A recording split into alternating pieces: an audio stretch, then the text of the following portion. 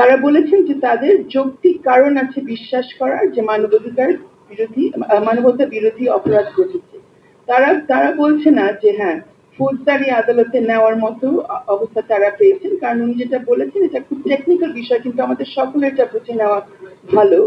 সন্দেহাতীত ভাবে প্রমাণিত হয়েছে এটা ওনারা দাবি করছেন না, কারণ যেই সব অভিযোগ আপনাদের যাদের শুরু থেকে শুনছেন, জাকারিয়া যে কথাটা বললেন এতে বিশাল না হলেও একটা ব্যাপক সমালোচনা আসছে সামাজিক গণমাধ্যমে আওয়ামী পন্থী অনেকের কাছ থেকে, এবং যারা আওয়ামী লীগের সরকারের সেই জুলাই অগস্টের বিভিন্ন ঘটনা কার্যক্রমকে যারা ডিফেন্ড করার চেষ্টা করছেন, তারা বলার চেষ্টা করছেন যে এই রিপোর্ট যেভাবে হয়েছে তাতে সন্দেহাতীত ভাবে অনেক কিছু প্রমাণিত হয় নাই।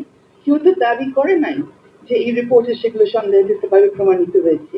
সেই জন্যই তো আদালতে যাওয়া হচ্ছে, সেই জন্যই তো আন্তর্জাতিক অপরাধ ট্রাইব্যুনালে মামলা হবে, সেই জন্য আমাদের অন্যান্য যে ক্রিমিনাল কোর্ট আছে সেখানে মামলা হতে পারে, সেই জন্যই তো আমরা বলছি বিদেশের আদালতেও মামলা হতে পারে, আন্তর্জাতিক অপরাধ আদালতেও মামলা হতে পারে। আদালতে গেলে তো সন্দেহাতীত ভাবে প্রমাণিত হতে হবে।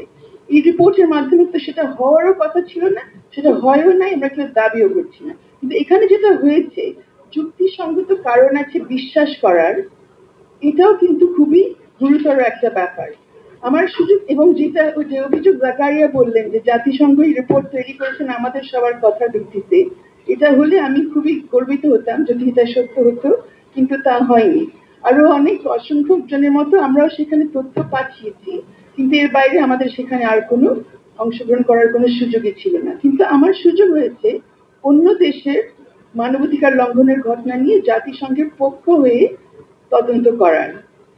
যেমন 2018 সনে গাজাতে যখন গাজার যে দেয়ালটা ইসরায়েল উঠিয়েছে গাজার সব বাসিন্দাদেরকে এক অর্থে মানে বন্দি রাখার জন্য, সেখানে যখন ইসরায়েলের আর্মি বারবার ওখানে ফায়ার করছিল, যেভাবে আমরা দেখেছি আমাদের এখানে নির্বিচারে গুলি চালানো হয়েছে জুলাই অগস্টে, সেভাবে তারা যখন গুলি চালাচ্ছিল ফিলিস্তিনিদের উপরে, শিশুদের উপরে, সাংবাদিকদের উপরে, নারীদের উপরে, বয়স্ক অনেকের উপরে, ওই ঘটনাগুলো আমি তদন্ত করেছিলাম জাতিসংঘের হয়ে একটি কমিটি থেকে। সেখানেও কিন্তু আমরা ঠিক একই স্ট্যান্ডার্ড ব্যবহার করেছি, যুক্তিসঙ্গত কারণ আছে বিশ্বাস করার, এবং ওই স্ট্যান্ডার্ড ব্যবহার করে আমরা তদন্ত চালিয়েছি। এখনো আমি একটা তদন্তের প্রায় শেষ পর্যায়ে আছি। আপনাদের অনেকের মনে থাকবে ইরানে 2022 সনের যে আন্দোলনটা হলো, যেখানে জিনা মালসা তার ওই মাথায় তার কাপড় ঠিক মতো পরা ছিল না, হিজাব ঠিক মতো ছিল না, এই অভিযোগে তাকে আটক করা হয় এবং তাকে মেরে ফেলা হয়।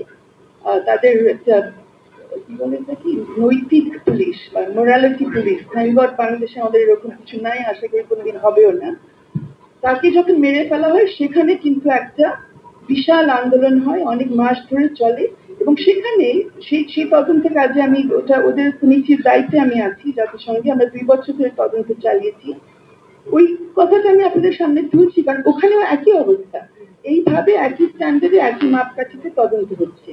ওই তদন্তগুলো যখন হচ্ছে সেখানে কিন্তু যারা এই রিপোর্টের এখন সমালোচনা করছে তারা তো এই রিপোর্ট নিয়ে কোনো সমালোচনা করে না, তারা তো বলে যে হ্যাঁ আমরা অবশ্যই মানি যে জাতিসংঘ এই ধরনের তদন্ত করতে পারে, এবং ওই তদন্তগুলো জাতিসংঘের বিভিন্ন দেশ থেকে তাদের একটি সিদ্ধান্তের প্রেক্ষিতে ভোটের মাধ্যমে ডিসিশন হয়েছে। এইখানে যে তদন্ত হয়েছে সেটা অন্যান্য দেশের কোনো ডিসিশনও আসে না, সেটা জাতিসংঘ নিজের থেকে করেছে।